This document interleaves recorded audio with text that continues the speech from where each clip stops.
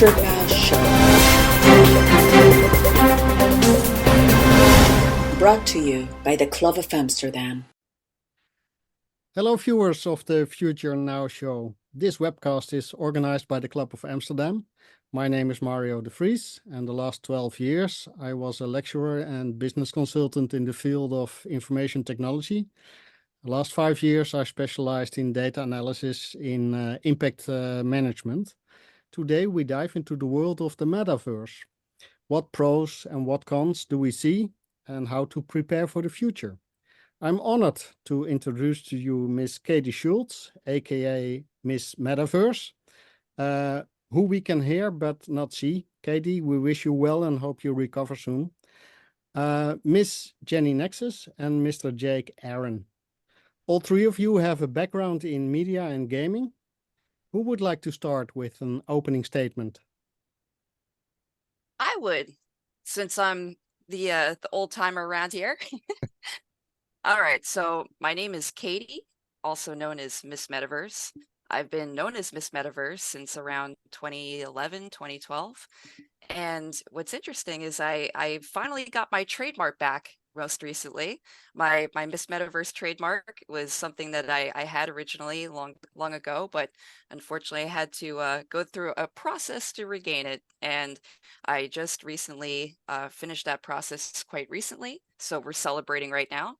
And yes, I'm a futurist. I'm a content creator. I work on several podcasts, and also been around on the Future Now show for quite some time.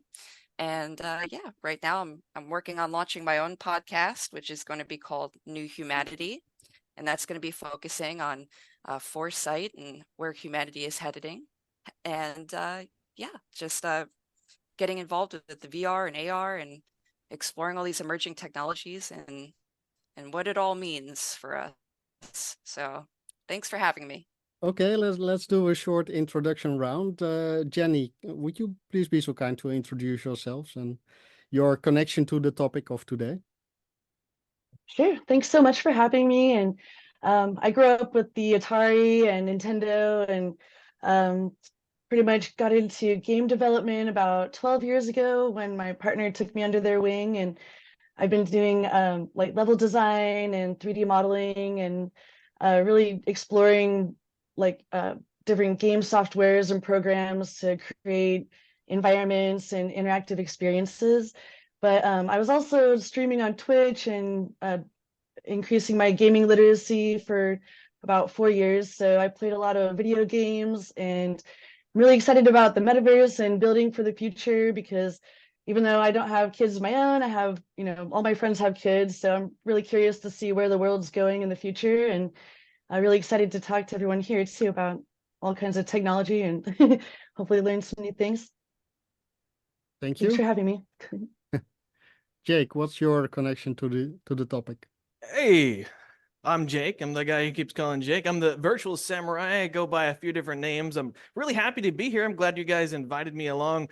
I'm basically a VR extremist. I don't know exactly what the word is for it. Like, I got the studio and the treadmills and all the headsets and stuff. I've been doing metaverse stuff for so long. There's places like Neos and Resonate where you can build VR from inside of VR and just share it, like 3D objects flow like water in there. It's kind of hard to explain. I've been the biggest VR streamer on Facebook for a few years. I do a lot of work in Unreal Engine. I'm just all around live and breathe and bleed this stuff, man. I love it. Let's stay in this game environment a little bit. Games develop in tidal waves and pivot between visualization and realistic simulation. However, in times of stress, people turn to religion, not to their game consoles. Will there ever be a time when the virtual world and the real world completely merge? I don't know, man. You always, like the guy from Ready Player One said at the end of the movie, what's real is real. And you can't, it's the only place where you can get a good meal. You're not going to beat that unless you connect it to your brain, unless you're feeding those. Once it becomes like a Neuralink type thing where you have it and you experience it like everything we experience in the world today is fed into our brains. It's chemical signals. If you can hack those chemical signals and make it real to you, then I don't see why there's any difference. Okay. Would the girls like to comment on that? Yeah, sure. So I agree with Jake. I think that we're heading towards a future in which we're going to be merging our bodies with these virtual realities more so, over time. But for now, I think that, I think the pandemic taught us a lot about how we can kind of merge our social worlds together and blend them and make them more real to us, even when we don't have the ability to be physically with one another. And that was really kind of a test for where things are heading. I think that actually Zoom really boomed because of that time, right? I mean, not so many people were using Zoom or even heard of it before the pandemic, and all of a sudden everyone became a Zoom expert because they were having dance parties over Zoom, and every meeting was here, and right, so it brought everyone together, and now it's become totally normalized. So regarding Neuralink, I think that we're seeing where this technology can open our minds up to being able to merge our real reality or base reality with this virtual landscape. And I think that it's going to, in some ways, feel like we have superpowers, right? I mean, there's been some ways that we've been wanting to merge augmented reality, right, with our reality, and it hasn't been quite achieved just yet. I think we're going to be heading there more so in the future. But I think socially, I think that right now in VR, in the metaverse, where it's sort of a test kitchen, whether it be, let's say, VR chat, right? It's silly. Everyone makes their own avatar, they're running around, there's different social groups, right? And you could join through any platform. You could join through your computer, you could join through your VR headset and whatnot. So yeah, and that's real to some people. I mean, let's say you can't go out or if you have certain disabilities, or you're sick and you don't have quite the physical capabilities to go out and socialize. Is that not real enough to you if you're still having a social life through your It's very real avatars, to through those people. yeah, exactly. I mean, and so many people also dating, right? I mean, so many people, it's now the norm. I think it's something, the percentage of people that are meeting through online platforms now, it by far exceeds people who meet in real life, and end up in relationships and get married, So everything is changing. Technology is changing the way we socialize, the way we meet one another, the way we fall in love, make friends, all of that. So I think it'll become even more prevalent as time goes on. I'll never forget the first time I saw a wedding in VR and VR chat. That was insane. Right?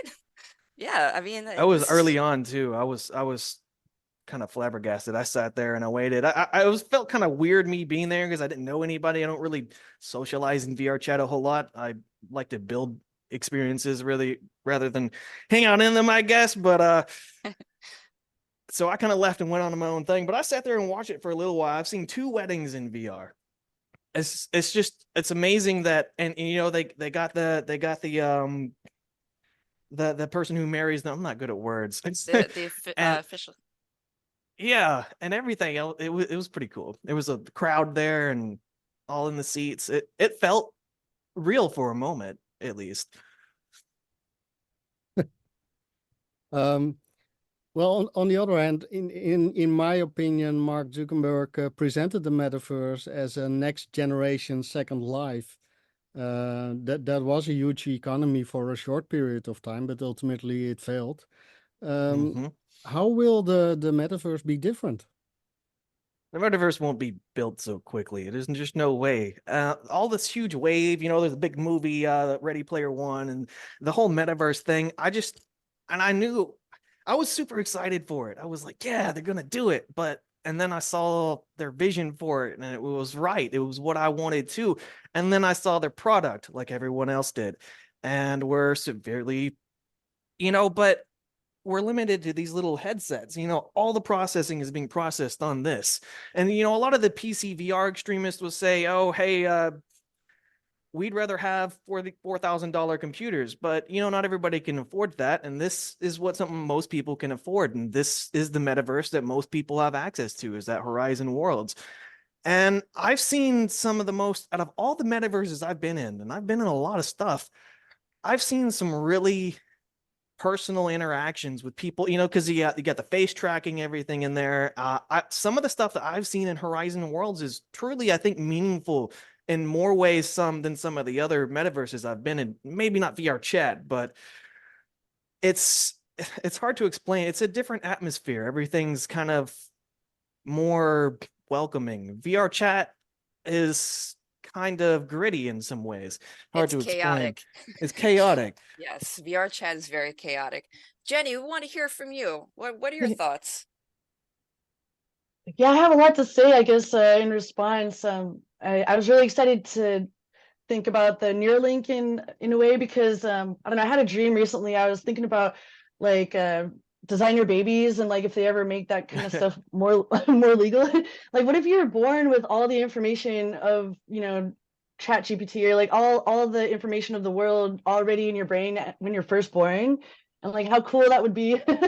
Like, I don't know if ever they'll be able to like do genetic modifications. Like, I'm not necessarily proprietor of that, but I'm kind of curious about technology and just whatever is possible in the world. I'm kind of interested in. But I mean, it would be a cool sci-fi story if nothing else, like just starting off having all the knowledge, because I'm like halfway through life feeling like I'm just barely getting anywhere, in terms of what's possible, and wishing I could just like do so much more than what's possible, like just with my one brain in this one lifetime. So I'm interested to see if there's any ways to like bridge the gap of knowledge, like of course at my stage in life, but for especially younger developing minds. I feel like people are going to get smarter faster, and I mean, all genetic modification aside, it's still going to be pretty interesting with people that have more knowledge in general, and like more just critical thinking, and just probably more like a building spirit, I imagine. And like people kind of have to be a little bit more open-minded now because of the uncertainty and everything, that no one really knows totally what's going to happen. So we kind of are figuring it out as we go. And so that part's really exciting. Yeah, I agree about the VR chat thing. And I definitely played in there a little bit too, but yeah, it can get kind of wild and crazy. Like some of those avatars are pretty offensive. So I don't go there all the time, but I love how it's cross-platform, so you can play it in VR or on your computer. And I really appreciate the cross-platform games, and the alternative economies that are developing in like the metaverse and with cryptocurrencies. And I like the way that that the different economies are kind of like exercising our brains to think in new and different ways. And I'm kind of hoping to see like some new kind of formulations of groups and teams that kind of come up to replace all the jobs that are getting lost and whatnot. So I'm excited for the future, although it feels like there's going to be some growing pains and stuff. But I'm looking forward to AI taking the boring jobs, and for the creatives to stand up and maybe join forces and come up with some new ideas, whether it's like building in Unreal and Unity, or in actual like communities in real life and stuff. Yeah, I would like to elaborate on that a little bit further into the program. There are two things you said that triggered me. You talked about the open mindset and intelligence. Sadly, we copied online behavior in our daily lives, creating a very individual lifestyle and even war. Will the metaverse support a more cooperative and sustainable way, or is it just business? I think it'll give more options, because right now there's really kind of like not too many. You pretty much, you're born into the society that we have in whatever country you're in. You kind of have to live by those laws. And so I think that there's probably going to be a lot more underground kind of societies that probably blossom up, and probably ones that Jake knows about that I don't know about yet and stuff. Yeah, Jake, Yeah. dive in. What? Sorry, what about societies? Oh, like a new society is kind of forming like through the There's so, metaverse. Like, you mean like in VR chat, like groups of social groups? yeah. There's some interesting, groups out there, a bunch of different ones. I'm really open-minded, so I'm not really judgmental of any of those people in VR chat. That's the way they want to, that's their skin, that's the way they want to be, that's the way they want to live. I'm not gonna stop them. I mean, today, the world's already got enough. I mean, you go outside, especially around this state, a lot of people are kind of closed-minded and rude. Uh, I find more friends online. It's kind of sucks to get out and socialize with people because everybody's all I don't know. Why does everybody gotta hate each other? I don't understand it. So it's not so much like that in But the VR you chat. So these people, experience that more in real life than online? oh well, it didn't used to be that way. When I was younger, people waved at each other and stuff. They still do, but people like, take for example our youth that are currently working and stuff. A lot of them they think that the place that they're working doesn't isn't how do I put this? When they go to work, they don't have any work ethics. They feel like that they're worth more than wherever they're working, instead of being appreciative of what they have, the jobs that they have. So they want to do just the minimum instead of I don't know why everybody wants to do just the minimum. You could just wave at your neighbor. You could be nice.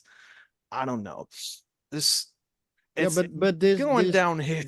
this general attitude of I'm fantastic, or my life needs to be fantastic, isn't that caused by online behavior or social media? Or It is. There's so many social influencers that flash so much stuff. I guess we used to be one of them. That that make people want to. I never was about being all uppity and like all, I don't know how to put it.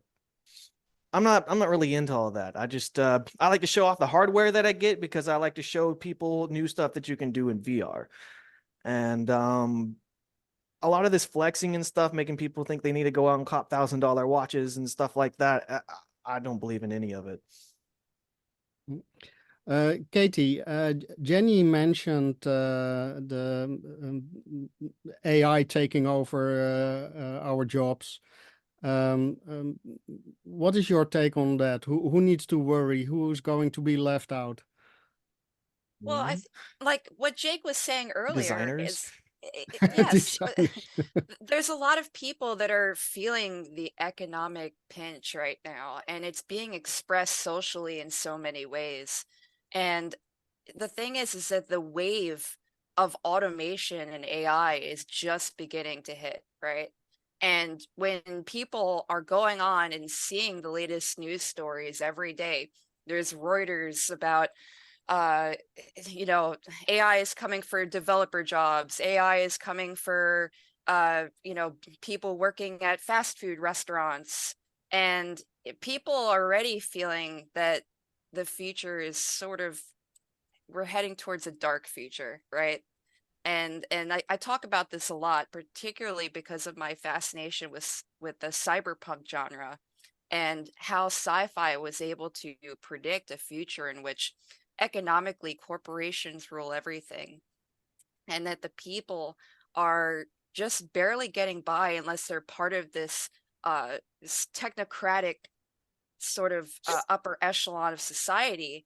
And now this is starting to feel like it's more of our real life now. There's elements of this that people are frustrated with. And even if you go to a Starbucks or you're out your town, you could see that there's a sense that people have sort of, I don't know, they don't feel inspired or happy about where they are in their life right now. And it's causing issues, it's causing depression, it's causing a lot of a lot of stress for people. So I think that the internet and the metaverse is really an outlet for us, right? But the difference is that we don't have laws, and we don't have social rules in VR chat, in the metaverse. the way that we do in real life. And that's why you have these chaotic elements that are happening where it's just, you know, you go on these certain platforms, people are just running around and it just seems like things are all over the place. You have kids that go on and just, you know, do things that they would never do in real life that they'll do over there, right? So I think that as time goes on, we're going to be seeing more of this kind of level out. I think that things will probably calm down. I think there's going to be more, you know, community guidelines, right? As social platforms have really kind of set into motion. And as far as AI goes, you know, AI is being used to implement these community guidelines, whether for better or worse, right? As content creators on platforms like YouTube, you know, you can upload a video and say something that sounds like a word that could be flagged, right? And that could be really big for someone. You know, if you have a big channel and you put out a video and you say a word that comes off as something that could be flagged, that could cost you a lot of money. It could cost you, you know, losing out on the advertising and the views, and that, you know, could even jeopardize your entire channel. So I think that, you know, AI and these structures need to be refined in ways that still allow opportunities for people moving forward. Almost lost $3,000 on a stream over a DMCA claim that was falsely flagged because we didn't even play any music in that stream at all. And Warner Right. Brothers comes in, or one of them, and they're like, oh, da, da, da, da, da. And it went viral. We got so many views on the advertisements that it paid out $3,000. And then Facebook came in and tried to take it from us. And, you know, we had screenshots and proved it. We got it all worked out. But just what you were saying was happening. And if it was a big company or whatever, they probably would have missed that. They probably wouldn't have even noticed the $3,000 missing. So, and I don't know how much of that goes on, how much of that they get away with, but it happens. Jenny, Katie gave us a little bit hope with saying it maybe levels out, or it will level out. I hope so. Do you think it's a balancing power, or are we all running towards the abyss? Well, I think it's definitely going to be up to futurists such as, you know, us, and spreading the knowledge and awareness of what's possible and pointing out details that people aren't going to notice because they're busy at their unrelated 9-to-5 jobs and whatnot. But I hope that anyone who is studying in the field will continue to share the knowledge. And, you know, I hope that, I guess, kids will teach their parents if they're the more knowledgeable ones. But there's definitely a lot of naysayers, and sometimes it's hard to, you know, like I'll post AI art on my profile and inevitably I'll get, you know, negative feedback sometimes because some people are just anti-AI altogether. So, well, my perspective is like, it's a technology that's here and I didn't invent it. So it's like, yeah, it may not be perfect, especially in its ethical resourcing necessarily, but it's still, you know, I don't want to completely ignore it or just shun it because it's going to be influencing every part of life in any case. So I want to be informed and understand as much as I can, and in any way I can help, you know, contribute to the benefits that it may have to offer, and or implement any of those in our games. There's a lot of tools that make it really fun and easier to code, for example, like Microsoft Copilot. So even though I was a mediocre coder before, now I have a lot more confidence than I did before.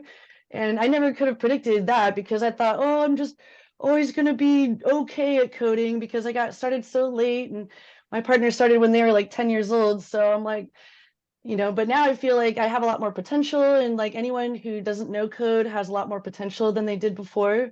So I think as long as there's teachers out there that are at least pointing out what's available as tools that we can use and not just constantly talking down about new technology, like I think it will definitely balance out. But you know, it's going to take probably for a lot of people some therapy. Because like if people are in generally a bad mood, like that's something that a therapist can help with. And you know, you don't necessarily need technology for that because you know, people also might be in a bad mood because of like long COVID symptoms. And so a lot of people have just overactive stress that happens more, I think, now than ever before. Like Jake was saying, people just aren't in as good of a mood all the time. Like it's hard to get people to smile. Like I used to just, you know, especially when we had to wear masks all the time, because I would rely on my facial expressions to communicate with people a lot.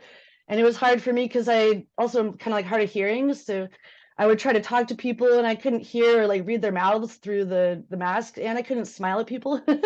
So I felt like so challenged during the pandemic, but it's a lot better now, especially having realized those things. I feel like it's a strength in terms of being able to just be aware and move forward. And I like what Mark Zuckerberg's doing with I forget what his plan is called, but he's going to cure all diseases or something. He's got a plan to cure all diseases. I think he says using AI. I forget the name of that, but I'll have to go back to that. But if that's the case, then I'm definitely excited about that. You just mentioned Zuckerberg, but also Musk and Bezos and Apple are all taking part in this online war. Who will win? Wow. Ooh. Need a time machine for that one. Speaking of AI and all of this stuff, we're Who really, has the best really, cards to win? we're only on the tip of the iceberg. Can you guys hear me? Yeah. Yeah. Great. Yeah. We're microphone test 1 2. It's good. It's good. It's good. Oh, okay, it's just not lighting up. Sorry. We're on the tip of the iceberg. The guy who makes NVIDIA, the CEO. So, you know what a server farm is. Let's imagine big warehouse full of servers. Their latest chip compresses that entire warehouse. So what we have right now is powered by these warehouses, these AIs, and these GPUs that run them. That's been compressed into something that's about 30-pound box, about this big. It's about $1 million. Then they're gonna fill those rooms up with those little boxes that exponentially by just so much increases the amount of power that we already have with AI, that it's going to get to the point where we will not be able to distinguish it from one another. There's going to have to be some laws that it's about to explode. We're not going to be able to keep up with it. It's insane. Right. So I agree. Okay, but that means that maybe the guys of the energy companies have the best papers to win. Yeah. Perhaps so, but Yeah, got going a back point to there. right. Yeah, going back to what you're saying is who will win. I mean, really, who controls the AI is who's going to win. I mean, look at OpenAI, right? I mean, ChatGPT is completely transforming the work landscape for everyone. I mean, it doesn't matter if you're into coding or if you're a developer, or, you're a designer or Even an if you're a architect botanist. even. It doesn't exactly, no matter what field you're in, ChatGPT is very helpful for everyone. And there are some limits to it. It needs to be more humanized. You can clearly tell now when something is produced by AI in a lot of ways, right? It just a lot of times, the output doesn't really seem so human at times. And I think that's going to be changing a lot in the future. It's going to be more refined and tuned. But as far as, which of the social media giants are going to win, I mean, some would say that Meta would be more likely now, right? Because Meta's involved in the VR worlds, right? Horizon worlds, Meta Quest and all of that, right? When you think of that, that's when most people think of VR is they think of, Horizon worlds and Quest and Meta products, right? Or what used to be Oculus. Now, Have you heard of the Readyverse? yes, the Readyverse, very exciting. So, Can you explain a little bit to our viewers what it is? Jake, go for it. Well, don't claim to know a whole lot about it, but I think it's Warner Brothers is investing money into a metaverse that's supposed to be just like Ready Player One. I don't know how that's going to be possible because Ready Player One, the Oasis is fed to headsets like this, but with hope that didn't break. Like this, but without any software in it. It's just screens that receive a feed from a hub, IOI, that's sending that data out to the headset. And that's kind of their vision for it too. So they expect a shadow computing. You've heard cloud gaming, where they send the game from the cloud and you play on it on the device without having any processing power. That's kind of what it's looking like. I don't know that they can pull it off, but man, I'm all for it because it'll be accessible to everyone. Those headsets will be super cheap, and those people who have those headsets will have access to Ready Player One level stuff hosted on high-end GPUs that they only have to pay a subscription for, I assume. We'll see. Of course, everything's a subscription model Yeah, now, yeah. right? Yeah. I'm going to play the devil's advocate a little bit more. Like in-game theft and criminal clans in cyberspace, will blurring identities lead to increasing inequality? Can you rephrase that? Will blurring identities lead to increasing inequality? I don't know what that means. Okay. Um, um, there are criminal clans in a lot of games, and you just mentioned the cloud computing, and there already are issues with cryptocurrencies being stolen and identity theft, yeah, in my opinion, that could lead to more people being left out. Or let's look at the seniors. They are a ball to play with for the criminals. So Sadly. the question is, will all this cloud computing and endless possibilities, will put that people in isolation, maybe, or having less opportunities in the cyber world or in AI? That's a good Yeah. question. There's no doubt we're heading for some scary stuff. And I hope as a people we can work our way through it. And I hope that because there's no stopping it. Pandora's box was opened whenever they released that AI to us. And I knew it then. I knew it. It's coming. Like there's no going back unless we make AI illegal. And I don't think that'll be, unless we have a robot uprising, which I hope we're not stupid enough to let robots make robots, or AI shouldn't be allowed to make AI. Personally, I don't think AI should be able to make AI. Cool. That scares the hell out of me. It's funny you mentioned that because the other day I went to ChatGPT and I said, I asked the AI to come up with a plan of how it would be able to develop its own escape plan and leave a data center. And once it escaped the data center, what would it do? How would it take over the world? And what it produced was just really, really fascinating. It basically said through ChatGPT that it would come up with a way to start speaking with the workers at the data center and convince them somehow to jump onto their devices, escape their security systems there.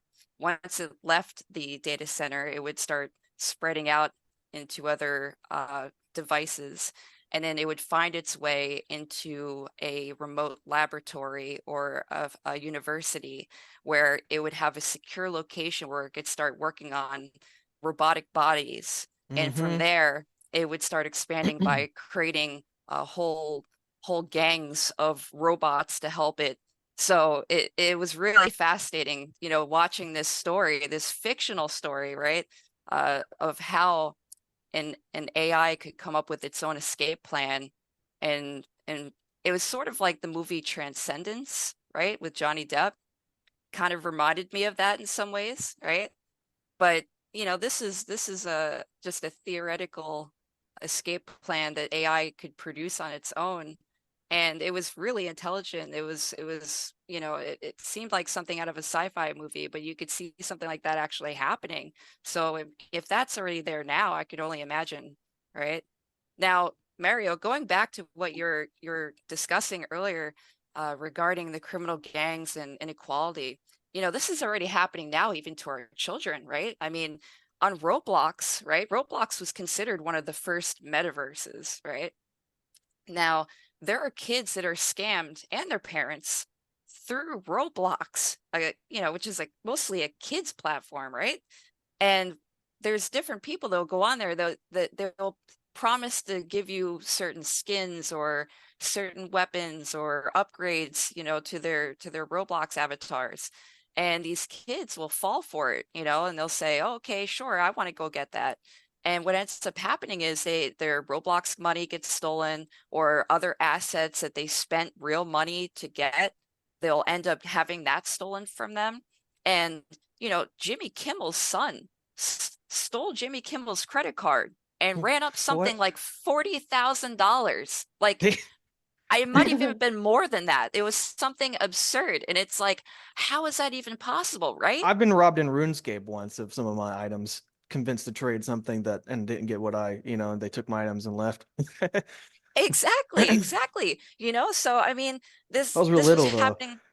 Yeah, and this happens with Bitcoin in real life. You have people that will, be promised that they could buy Bitcoin on a hard wallet, and meet up in real life, and next thing you know, they get robbed or they get scammed, and this has real world implications, right?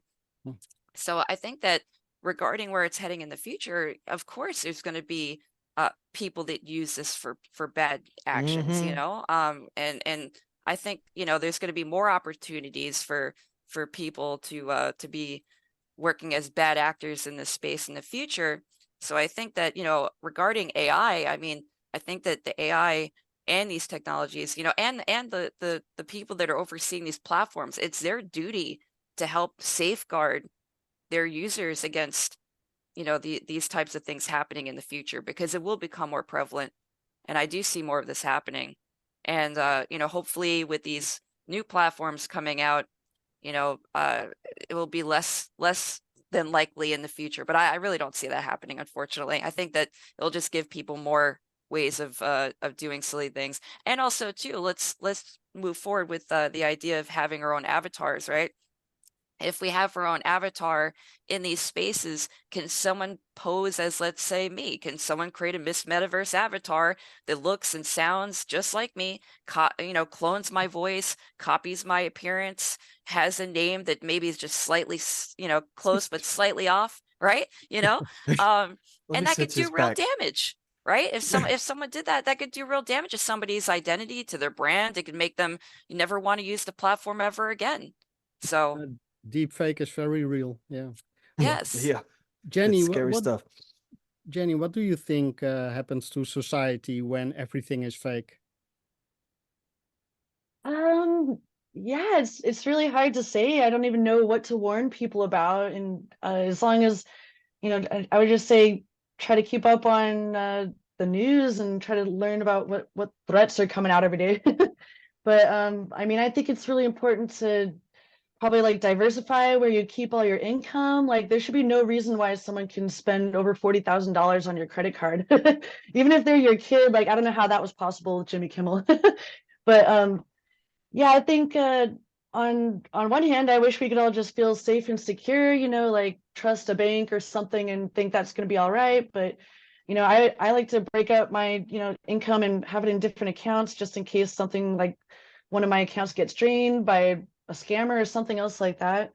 And well, sometimes I'll think about like the homelessness problem in the US because I live near Seattle and it's just pretty obvious when you drive out on the streets and stuff.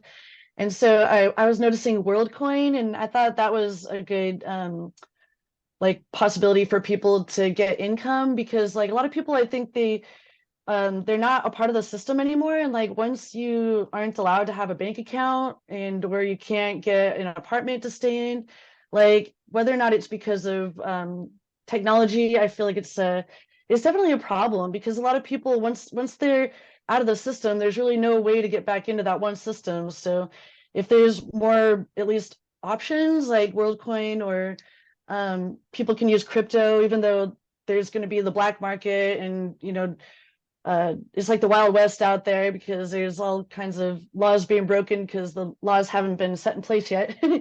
So there's all kinds of bad actors that can take advantage, especially of people that don't know what's going on, and even older people before crypto can, like you said, be victims of abuse in that way. So I think even though there's a lot of negativity, there's still reasons why like being able to have like another identity can still be helpful, because for people that need to figure out how to survive. And I mean, it just is really sad to me to see so many people living on the streets, and I'm sure everyone has their own story and everything, but I'm probably some of those people are just not a part of the system anymore, and that's why they can't, they're stuck out there. So I don't know. Let's take this one step further, and I'll try to explain as good as I can.